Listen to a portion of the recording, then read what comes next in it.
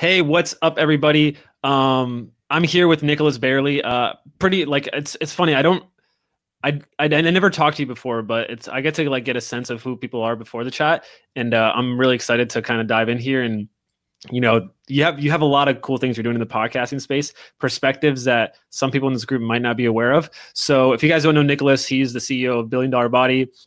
He has the podcast. It's been ranked pretty high. I think we got to 36 in the nation in health and business. Boom. Billion dollar body podcast, correct? That's what it's called. Yep. And he's spoken on stages with people like Tony Robbins, Russell Brunson, Dean Graziosi. But like this podcast, I want to kind of like dive into his whole perspective on why he want to start a podcast, what it's done for him, and kind of his like maybe tricks of the trade, like kind of over deliver here for you guys. And you get to like get a behind the scenes look at who this guy is, why he's awesome, et cetera, what he does. So dude, for people who don't know who you are, can you kind of explain like what you do and why you're awesome? So for the people that are listening that are already like really big influencers or something that just have a huge following and they want to start a podcast or get better at it, like congrats. Like I wasn't that guy. I had none of that. So I'm more relate with like the underdog. I remember when I first launched my podcast, like the Worry networking pro guy, like the network marketing pro guy, Eric Worre, he just launched his podcast.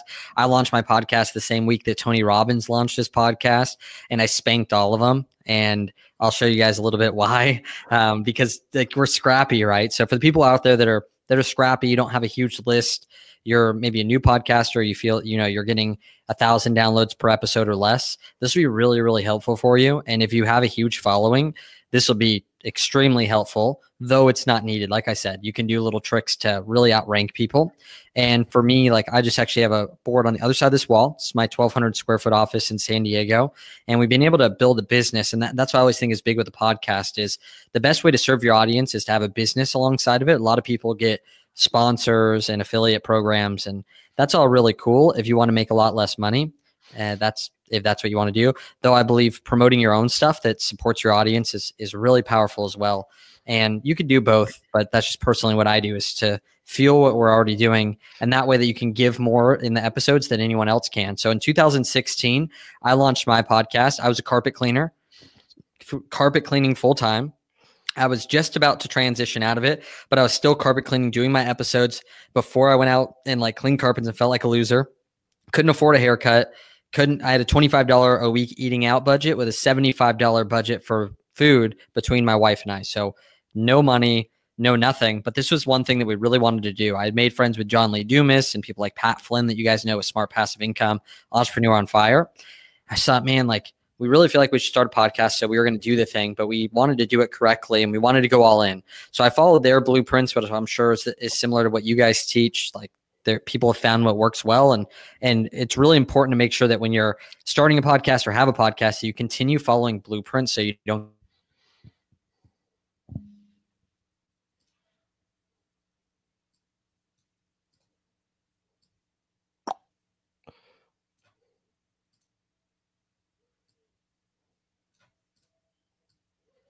Man. And yeah, it was a really cool journey, and that allows you to have this prestige. So I highly recommend having a good launch strategy. And there was a few things that we did that I believe no one else really does. And I've helped dozens of other people, not as a business, because there's someone here who can help you step by step that's a lot better than me. Yet I've been able to help a few people take the things that we did, do it again. And I have a friend right now that just launched a show. You can go to New and Noteworthy right now. It's called Life Worth Chasing. And you can see he's in the top New and Noteworthy doing the same thing that we did. And whether you have a following or not, it absolutely works. So there's a few things I've learned since 2016 with building a business and getting on these big stages and how to leverage it. And that has worked really well for us, from how you interview to things that you can give away, how to promote the shows. And there's a lot of things that we'll probably jump in here today. Yeah, dude, I'm curious to know, like, what was your biggest struggle when you first started? And how did you kind of get over it? Yeah, so my biggest struggle when I first started was definitely that I didn't feel like my stuff was that good. And so normally if your production value is really low, unless you trick yourself, it's really tough to just go out there and be like, everyone listen to the show, you need to listen to this. And so really like feeling like my show is valuable to other people was definitely difficult. And also on top of that, just the consistency of trying to keep up with the show, because if normal podcasting when you first launch is what people would call a long-term play. I don't think it has to be that way, though it's something that you want to commit to. Like, hey, for the next 3 years, I'm going to be doing the episodes these dates. So there's many times where I just felt like, man, like no one's listening. No one cares. Like, what's the point of doing this? And if you lose your consistency, then you're going to lose your potential future audience.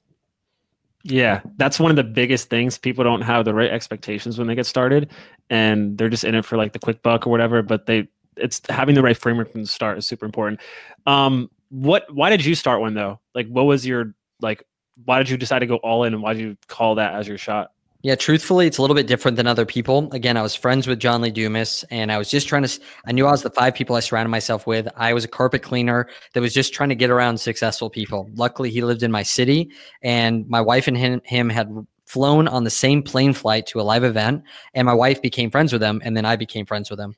And I didn't want to start a podcast because I thought that everyone would think I'm copying him because I'm friends with him. I didn't want to have that. But my wife went to bed one night and she had a dream that we had a podcast called How Bad Do I Want It? We woke up in the morning, and we've always been a believer in like, hey, if that's what we're supposed to do, let's just try it out. So we decided like, hey, in 6 weeks or whatever it was, that we're going to start our podcast. It's going to be called How Bad Do I Want It? We're going to help interview people's stories, and we're going to help people like share the story of when they got to rock bottom and shared like the moment where they're like, how bad do I actually want to have this success? And so that's how we started out in podcasting, was having a dream, a physical dream, not like a dream that we actually dreamed up, physical dream that we had a show, and we went out there and created it just because that's a freaking awesome story. Yeah. Why we keep doing it though is I truly believe that I had a 10,000 person event, or $10,000 per person event, and I had John Lee Dumas and Pat Flynn speak. And Pat Flynn totally blew my mind, sharing with me the numbers of how long people on average listen to podcasts. The fact that it's the only platform that you can actually multitask. Like, I could be listening to a podcast while I go walk or run or shop or anything, but you can't be on YouTube doing the same thing.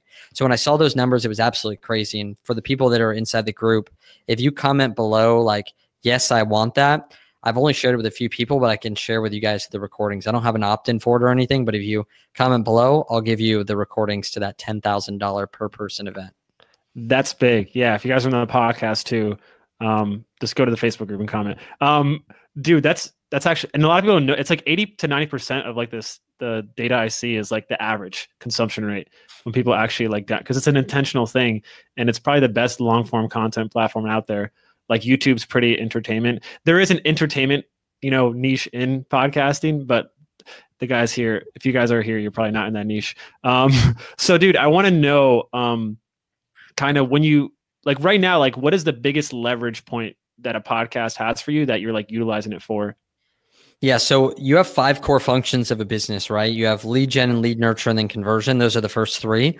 And so everyone is like, okay, cool. I have lead gen, which is like, how do you get people to know who you are and give you their information for something?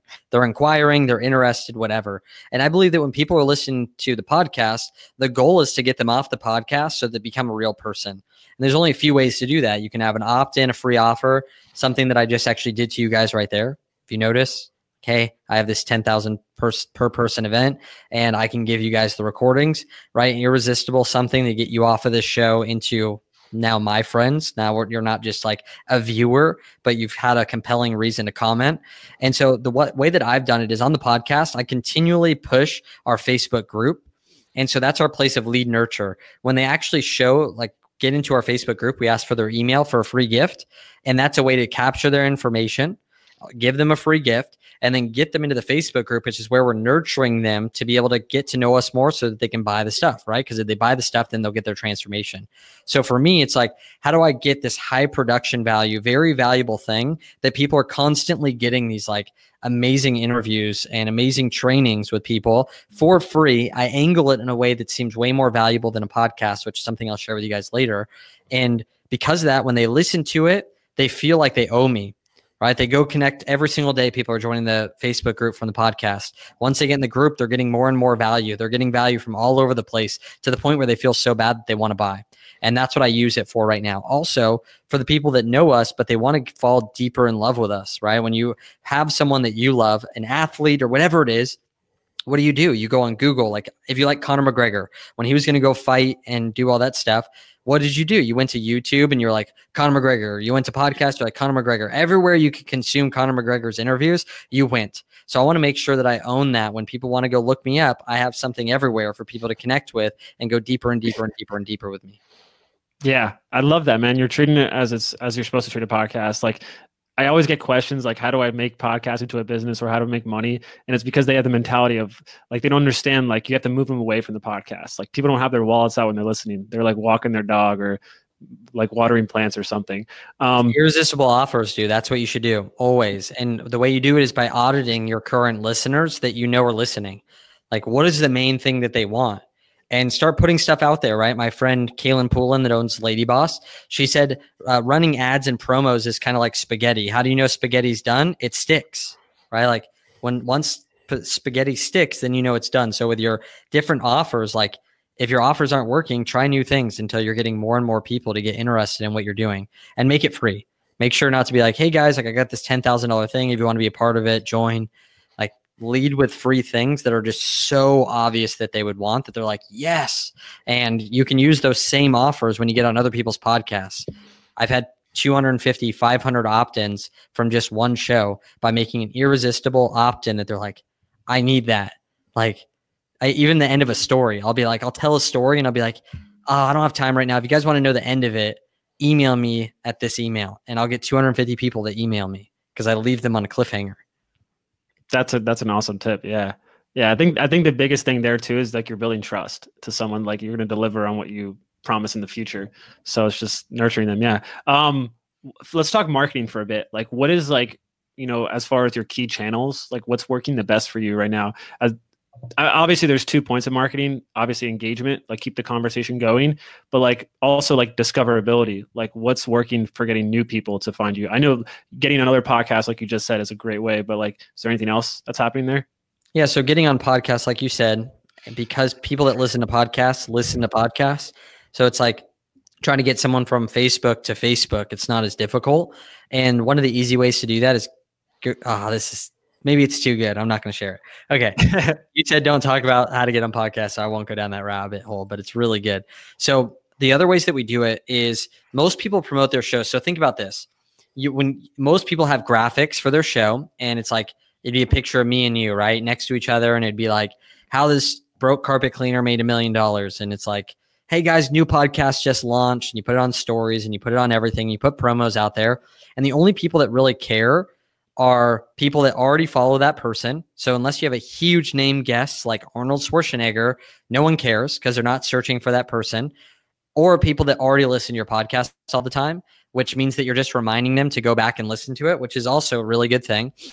But here's one thing that we've been doing recently that we've been proving the point on is doing like hook story offer like you would do for a product inside of a podcast. So I have an example that literally I can show you guys. I have a Facebook group for men only. So I don't know if there's men here, but it's $1 Billion Brotherhood. If you actually ask to join it and say that I sent you, I'll tag you in the actual post so you can see it. Or maybe I can send it to you after. But let's say for my friend Alex Hermosi, he owns Gym Launch. He went from 0 to $50 million in sales in 20 months. And I interviewed him. So what's our normal thing that we would do on all social platforms? Email, LinkedIn. Like you should use all social platforms because they're free. There's no reason not to. And so let's say I take one post that I make and I put it on email, I put it in Facebook, I put it in my groups, I put it on everything. Well, most people just say, I interviewed my friend Alex. He went from 0 to 50 million. Click here to listen. This is so amazing. And then they get 4 likes and nobody cares. And even the podcast guest is embarrassed to share it because they're like, nobody cares. So here's what you do differently. So this is what I did. I've tested this with multiple shows, gets hundreds and hundreds of comments. It'll increase your engagement by 100% sometimes. So it's really cool. So basically what I do is I get a really cool image that captures attention. Maybe it's an image with the person you interviewed, but I even like to keep the person I interview mysterious. I never say their name. Like if you never want to, the last thing in any interview that you say, like an intro, is their name. So even if I'm interviewing someone, I'll be like, hey, you're going to want to listen to this. This guy did this, and this, done all this. Welcome to the show, their name. The last thing you say in your intro should be their name. You should never say their name before because people start being like, who's that? Like, have I heard of them before? And they won't listen. So you want to build that prestige. So inside of this pitch, like let's say I'm making a post, I'd have a picture that grabs attention, and that could just be a picture of you. And then the text, the headline would say something like this. Hey guys, I just sat down with a great friend of mine who went from $0 to $50 million in 20 months. And I really extracted the gold out of the conversation, tens of thousands of dollars worth of value. How many of you guys would actually like to be a fly on the wall in a conversation like that? And then I would say, great, because I actually recorded the actual conversation. Just comment below yes, and I'll send you the interview 100% free, or I'll send you the conversation for free. So I said nothing about a podcast. I said nothing about their name, but I've hooked them in like, hey guys, like I just sat down with this person. We just had a conversation. Here's what they've done. Here's what they talked about. Wouldn't you love to be there? What if I actually gave you guys the recording of that for free? And we'll have hundreds of people comment below, whereas before you have like 4 that already listened to the episode. They're like, yeah, it was great. And each episode is getting new people to comment below based on the person, based on the outcome. So different people. And then I just have a script that we comment back with. Hey man, I'm sending it to you in Messenger. And then I have a script that we copy paste to people that my assistant does for me. And we send them the episode individually, each person, and we'll give them a call to action. Make sure that you subscribe. Make sure that you also thank the person that was on the show. So 50 of those people will go blow up the guy that we just interviewed. Even if you have no downloads and no one ever responds to people, if you direct message people and you get 50 comments, 10 of them will go say, hey, thanks so much for the show. That was so amazing. It'll make you look amazing to the person you just interviewed. Plus, you'll get a bunch of new listeners. Now, imagine if you just had one show a week with 50 new people a week. That's 200 new downloads a month just for one episode. That could be, if you put out 4 shows, that's an extra 800 downloads per month, not including the fact that they download other shows and they refer their friends. So that's been something we've been doing that's free, that you can do on every platform. And you can kind of use that story. When I'm on Insta stories, I do the same thing. I just go, I'll either copy paste the same text, or I'll say, hey guys, I just sat down with my friend Alex Mosey. He did 0 to 50 million in the last 20 months. How would you guys like to be like a fly on the wall? Wouldn't you guys like to be there for that conversation? Well, I actually recorded it. And what I would love to do is, if you just reply to this story, I'll send it to you 100% free. All you have to do is just send me a message, or I'll say, hey, just swipe up and I'll give you instant access. And people are like, oh my gosh, this is amazing. But if I say, hey guys, new podcast just dropped, make sure to go watch it, nobody cares. Yeah, because you're getting some like commitment on their end. So then there's easier to follow up. And it's harder work for sure. But then like you could follow up with all those people and say, what was your favorite part about the episode? Right? I was just with Russell Brunson. We talked about, I said, hey guys, I'm with a group of people right now that all invested $50,000 to be in a room with some of the top marketers in the world. How many of you guys would like for me to share my notes that I took with you guys? Comment below yes if you want me to send them to you. They're like, oh my gosh. So I could do an episode and be like, hey guys, if you're not in the $1 Billion Brotherhood Facebook group, make sure you guys go over there and grab it. Also, I have the notes that I actually put into a little cheat sheet. And actually, if you go to nicholasbayerle.com/mastermind, you can just download all of them. Everything I'm going to talk about today, just go put in your information. And then I talk about some of the things on the show. And then when I promote that, send it to people, like I've got call to actions embedded in there so that like people think they're watching one thing, but they're getting told to do another thing, which is really, really smart to do.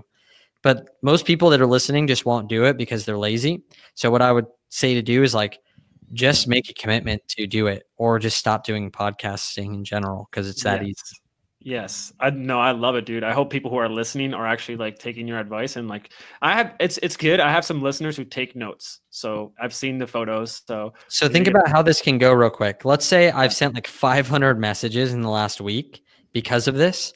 And obviously this is proportionate to the people, right? If you have a huge following, you may not want to message every person. You may have them comment below yes. And then at the end of the big stream of comments, you make the last comment, hey guys, here it is. And then you send it out via email, and you don't send it individually. But if you have a small audience, you want to get the most out of it. And so think about how this would go. Let me know when you listen to the episode. And then you re-follow up with everyone. Hey, did you get a chance to listen to it? They're like, oh, I'll make sure to do it. And then after a while, almost everyone's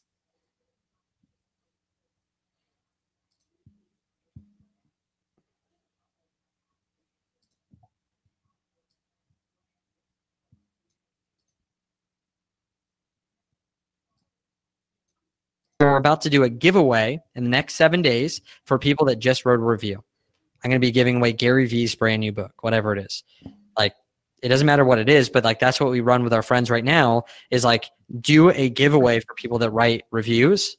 And that way that you have like a reason to spam them. You're like, hey, like I know that you listen to the episode. You're like one click away from freaking reviewing. Why don't you do that so you can win this gift? Yeah, giveaways are so it's like a funnel, you know, it's like posting, getting people to engage, sending them the episode, following up with them, getting them to 5-star review so that you make your show look better. Like the more reviews you have, the more people will think your show is good. And so you could just take small sprints, dude. Like if I took like 30 days right now and my only goal is to get reviews on the podcast, I'd probably get like 500 5-stars. That's awesome. How did your podcast evolve? Like, that was the first name, right? $1 Billion Body? Because I think you mentioned. No, How Bad Do I Want It was the first name. Okay. And then like, what was like that evolution? Like, did the messaging change once you got kind of comfortable with things? And yeah, it's a great question. So I saw that like a lot of the things that I was doing was one-off. I had Everyday Fit Entrepreneur, I had True Challenge, I had BDB, I had like all these different companies and brand names and all this stuff. And I was like, oh my gosh, I need to simplify so that people feel like they're congruent across the messaging, right? So they don't jump from like, How Bad Do I Want It podcast to the $1 Billion Brotherhood Facebook group. And they're like, wait, what is this? And so I just wanted to make sure everything was congruent. And so I just made everything BDB. So even if you look in $1 Billion Body podcast, everything's just BDB podcast, BDB, because whether it's $1 Billion Body, $1 Billion Brotherhood, doesn't matter what it is, it's all BDB anyway. And so I just wanted to make sure everything was congruent. And I think that's really smart to do unless you have like a personal brand, right? Like personal brand's good. A lot of times podcasters would tell you not to use your personal brand unless your personal brand matters, which for most of us doesn't. They would actually say not even to put your name on the podcast if your name doesn't matter. So if you see my podcast, I don't have my face. I barely have by Nicholas Bayerle. Like that's it, like, or with, you know? So I think that all that stuff is minor though. I think it's just good when you're trying to get discovered on iTunes, which the best way to do that is, again, first 8 weeks, you have new and noteworthy. You want to top the charts. So do everything that this guy says to top the charts. We do giveaways. It's freaking amazing. We do a podcast launch team. We do a podcast launch party. And then we do hard work to get people to subscribe, rate, review. And the number one way to boost your podcast up is new subscribers. It's not reviews, none of that. But reviews are amazing because then it makes you look good for the rest of it. Like now forever, I can say, hey guys, I have a number one ranked podcast. It's been ranked as low as 36 in the United States. Would you like to come on it? Like I can get a lot of people to get on the podcast because of that. So remember, like, that initial 8 weeks is super important. And if you are out of the 8 weeks now, well, then go get a lot of reviews. Hey, I have a podcast on iTunes that's all over the place. It's on all these different platforms. And we have over 200 5-star reviews. Anyone, even if you don't have a Facebook or anything, you can go out there and get 200 5-star reviews with hard work. Yeah. Like if you're in high school, just bug everyone in your class and you'll get a ton. Yeah. Everyone has iTunes. Like go sign in your moms, your grandmas, your sisters, like do it. Yeah. I tell people to do that too. Like grab your mom's phone. I'm curious because and I've been getting this more and more, like at least some of the people we work with, like they want to like transition because obviously with the podcast, the biggest like thing you could do with it is create a movement, you know, really create a community. And then that naturally evolves into, I want to throw an event, you know, I want to get people in person, which you've like crushed it at. What best practices would you give to people to like, you know, be prepared for that or even just put them in a situation to like make that possible and how to like launch it? Sorry, I was actually jumping in the Facebook group as well with everyone. What's up, everyone? Good to see you. Awesome. So the best way that they can leverage people to getting into a live setting, is that the question? Yes. And what are the best practices like to even prepare themselves for that like situation where they can like launch a live event? Yeah. So the first thing is like realizing why they want to launch a live event. So the outcome that you're trying to produce. I knew that a live event was the best way to get my audience to actually become like diehard ambassadors. So I was like, okay, I'm trying to tell everyone what my vision is, but what if I got them into a room for 2 or 3 days and showed them and got them to experience it, and they go home as these ambassadors, like they're like mini me's, right? They're like, oh my gosh, I want to be a 3-dimensional businessman. This is the way that we live life. This is a movement. They all wearing the shirts. They all have, like, everywhere you go, you see BDB shirts. Like I get pictures all the time of people that run into other people with BDB shirts on. And I'm like, yes, like we're spreading this mission, but that came through the live event. So the first thing again is to figure out like what size event do you want to have? And a lot of times people just like don't really put thought into like the size of the event. They don't put thought into from the size, like what size is my audience? What ticket size do I want to have? Meaning investment wise. So those are all things to put into practice, and it's all based on your audience, right? Like if someone has 1 million followers, like you could probably have a 300 person live event. If you have no followers, you might want to do a 20 person workshop. Again, you want to make sure that you look at what other people are doing and you learn from the people that are doing that. But what I found is for me, like that's the way I like to grow our business. In 4 live events, I've done $1.2 million in sales. And the reason why that is, and this with less than 135 people at each event. So it's not like huge events. There's something that I think everyone can do. The reason why that is because I truly look at the audience. I create the event that they would absolutely die for. And then I create an offer that all of them, it solves the common problem among every single person in that room, so that it becomes like an irresistible offer to them because the way that I frame it, right? Like the actual offer is framed in a way that it's like, yes, that helps, right? So let's say I was trying to sell a podcasting event because everyone's podcasters in here. So I'll show you guys like how I would do it. I'd be like, hey guys, actually, I have a summit coming up. It's very limited seats. So you're going to want to take a look at this right away. And what it's going to be is we're actually going to show you guys how you can actually scale your current podcast or launch a podcast to get over 100 5-star reviews in 30 days, even if you've never started a podcast before, or take your existing one up forward and to become ranked number 1. The people that I'm bringing in are the best in the world. I got John Lee Dumas, Pat Flynn, all these different people that are literally going to sit down, show you how to start your podcast, how to monetize it, and how they've been able to create millions and millions and millions of dollars a month amongst all of them. You're going to want to go grab a ticket and go whatever, right? Like I would talk about the event. And then at the event, what would I sell? I'm like, okay, like what are the problems of all these podcasters? They don't know how to make money. So like they'll know how to grow a podcast, but they don't know how to make money with a podcast. So I'd create some type of system that would show them how to grow and scale their podcast, their reach, get well known, get on stages and be able to monetize it and bring in the best people to monetize it. So I would legitimately be able to make like, let's say 50 people at a live event, 100 people at a live event. I'd be able to make at least like $300,000 from the event. Why? Because it's irresistible. You guys are listening to this interview because you want to know how to grow your podcast or start your podcast correctly. That's why you're listening. So I know that you've made 3 decisions if you're even listening to this. There's something about your podcast that you don't like. Now's the time to change it. And you trust that I have the answer. That's why you're listening.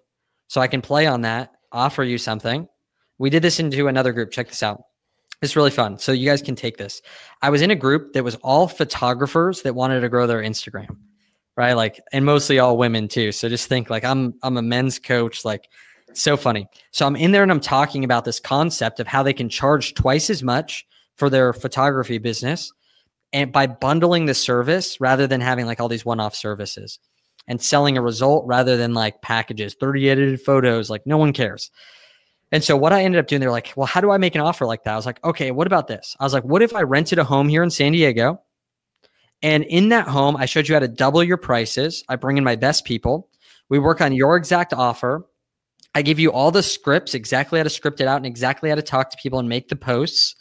And if you don't make at least one sale at double the investment that you have right now in the first 30 days leaving the event, you have all your money back, and it's only $997 per person. This would normally be, if you put all that together, it'd be $10,000. And that's what we've invested at other things, like they'd be $10,000. Yeah, if you actually take action on the show and you actually just comment below, yes, $997, we'll give you access, and literally you'll be able to keep everything, and I'll give you your $997 back if you don't get to double your prices. So if you're right now, photography is $2K, we'll make it $4K. Literally, if you just make one sale, it'll double your money. And if you don't, I'll give you all your money back. And they were like, oh my gosh, yes. And they're all like, yes, yes, yes, please. And they're like, no, like I'm showing you guys how to create the offer. Stop trying to buy it. So now the guy's actually creating the event, and we're actually going to do it. We physically made up something and sold it right there on the spot. So what do we have to do after that? After they double their prices and they go out there and get clients, they don't know how to run a business. So I could easily sell them a next offer with the new problem that they have. So realize that every problem that you solve creates a new problem, right? If I get someone to lose weight, they now need new pants. Like that's their new problem. So you can like solve people's new problem. Alex Hormozy that I talked about earlier, he shows people how to fill up their gym. And when they fill up their gym, their business sucks. And so their business gets broken. So he charges them $126,000 after that to fix their business. It's pretty legit. Yeah. So, you're a fucking great marketer, dude. Just making up offers on the fly. So just for anyone here wants to go to that event, let me know in the comments. So what would you say? That was some good stuff, man.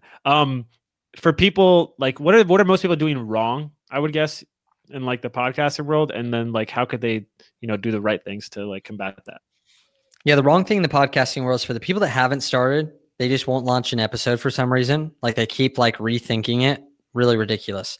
For the people that have launched a podcast, the number one problem is that they just don't put any effort into the show. They think that if they just put episodes out, somehow it'll grow, and then it just becomes a massive waste of time. If you're going to do it right. Produce a quality episode that you actually feel like proud about promoting. And if you can do that, you'll literally think about this. Is your episode so good that your current audience would drive 30 minutes in the middle of the night to go get that recording? And if the show isn't that good, don't put it out, so that you can feel confident that I could grab my phone and be like, hey man, just dropped a new episode today. Make sure to go check it out. Hey man. Like I'm sending it to everyone I know. I'm sending it to Russell Brunson. I'm sending it to my mentors. I'm like, hey, you're going to want to check this out.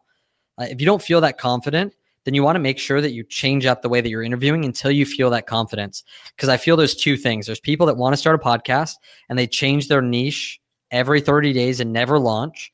Those people just need to like make a commitment and just launch. Like do it right though. Follow Daxy's process. Though the people that have already launched, the one disconnect is they keep putting out episodes, but they don't know how to promote it, probably because they're shameful at the quality of the content that they're producing. So figure out the way that you can up level your perceived value of your content to yourself, so you can make it super fun to promote, and really figure out like who's your best client that you've worked with, who's the best listener, and think about them when you're interviewing. When I interview, I just think about my top guys. I'm like, man, like what question would they ask? Like, oh, cool. Like that's what I'm going to ask because I want to serve my top people. That's great. That's a great filter to put your content through to make sure it passes that test. What are your like routine, like personally for you, like how many episodes are you recording or like releasing for your podcast per week? One a week. One a week. Technically 2 a week. We have a power couple episode, but I do one interview per week. Okay. So 2 a week, or is that just like random? Yeah. So one every Wednesday, I do an interview. Every Friday, we do a power couple episode where my wife and I talk about our week working together and like what we ran into and how we overcame it. Awesome. Just documenting the process. Cool. What are your like, routines for success, for making like, I'm sure like, do you like batch produce, or like, what are your best things to make it so it's a smooth like process for you? Yeah. Batching is great. I just don't really do it that often because I don't feel that much pride when I release the episode. So I really enjoy traveling down or having people come up and getting it on video and taking pictures together, making it seem like it's a production. Now I know that not everyone wants to do that. And that's why I only do one show that's interview a week, because I want to be able to actually like put a little bit of work into it rather than just pumping them out. A lot of people do daily episodes and stuff like that. So some of the habits that I have with that is I literally have a team and an SOP, like a standard operating procedure for everything that goes into podcasting. So literally all that I do, I don't set up the podcast. I don't get the guests. I don't do any of the editing. All I do is show up, record the episode, and leave for everything. I do intros. I record, whether I'm recording someone or if they come up here. I don't do anything outside of the actual production of it. Do it once and then make a formula and then have someone else do it for you. Like document how you do it. How do you upload it to Libsyn? Like you shouldn't be doing that. What's the point? So that's one of the biggest ways that I've been able to keep the podcast alive, is that I literally only do the part that I like, which is this. Like I have never even clicked the button to look at it or upload it into whatever we edit it with. Like I've never done it before. Yeah. What has been like one of the biggest results you've gotten, that's been correlated to your podcast that like kind of surprised you? Yeah, that's a really good question. What's the biggest overwhelming result that I've got? That's such an interesting question. I mean, so it could be like personally too, just how it changed you as a person. It could be anything really that's related to it. I would say that some of the biggest things that I didn't know were possible was that when I've been interviewing a lot of these high level people, because I got my show ranked really well, is I've been able to make really good friendships, and I've been able to get really good opportunities to serve people. So let's say like Jay Abraham, who Tony Robbins, it's Tony Robbins' mentor.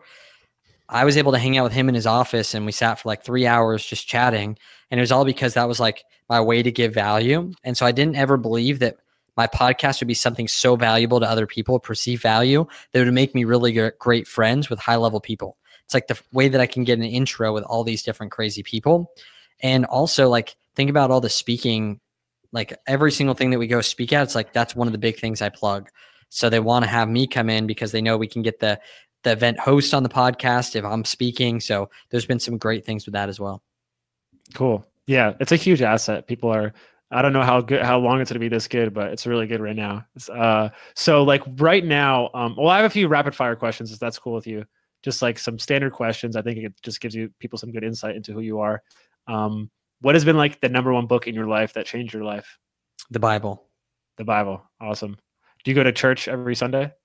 Not necessarily. Okay. But the thing for me is like the richest man in the world ever to live was inside of and it's not Jesus. Jesus wasn't the richest man. If people are like thinking I'm talking about like, internal riches. No, like the richest people in the world are all mentioned in the Bible and how they lived life. There's a book called Richest Man in Babylon, which is based on that as well. And then Jesus was phenomenal at influencing. And so how he spoke, how did he build his message? He had a message, he spoke it, and people fell in love with it, and they took it and they became little ambassadors, which they now call Christians. The Christians went out there and started speaking the same message to the point where there's still like 3.5 billion Christians on the planet. And he's been dead for like 2,000 years. So I think that's really like a really good thing to learn from other leaders. Yeah. Yeah. Who's been like the biggest mentor in your life? Taught you the most, and what is the number one thing he taught you? Yeah, so my dad has been one of the biggest mentors in my life. And one of the biggest things that he taught me was there's two core things. One, don't allow crutches to be in your life because crutches only make you weaker. They'll never make you stronger. And so if you're going to go into something, go all in. Don't go halfway and don't put training wheels on and try to do it because training wheels will never help. He did that to me. And I was the youngest kid in the world to start racing bicycles at 2 years old on a track. And so I learned right from that. The second thing is if you can exchange value for dollars. He taught me at about 7 years old that if he had a weed whacker and a lawnmower, he would never go hungry. And he showed me right away, like there's supply and demand. People need that done, and I can exchange value for dollars. And then my second mentor is Yost Jansen. He's a Navy SEAL instructor, and now works in Hollywood. And he's been my mentor since I was about 18 years old. And he taught me about commitment and follow through, which is one of the number one things to make you successful in business and life. That's awesome. What are you currently obsessed with? Could be anything.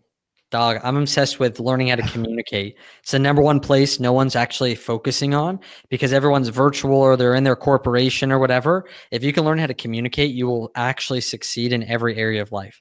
Like in your relationship, if you can learn how to communicate and get people to do things they've never done before, it's number one way to succeed. That's awesome. That's awesome. And you're really good at it, man. Is there anything we didn't cover that you think people would need to hear related to like what you do, your business, or anything you want to share? Like any freebies, you can pitch anything you want right now. It's cool.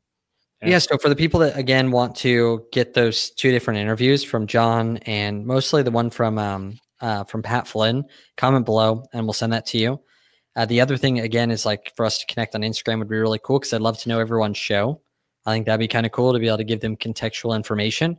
And then outside of that, I have the $1 Billion Brotherhood Facebook group for the guys that are out there that want to see like how we're promoting the podcast. You can see it in there. And that way you can kind of like steal it right there.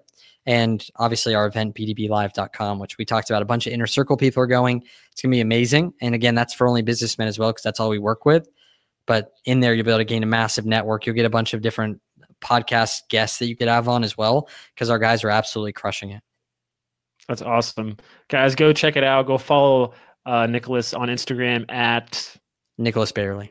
Nicholas Bayerle. Boom. Cool, man. Thanks so much for being on. And peace out, guys. Thanks for listening.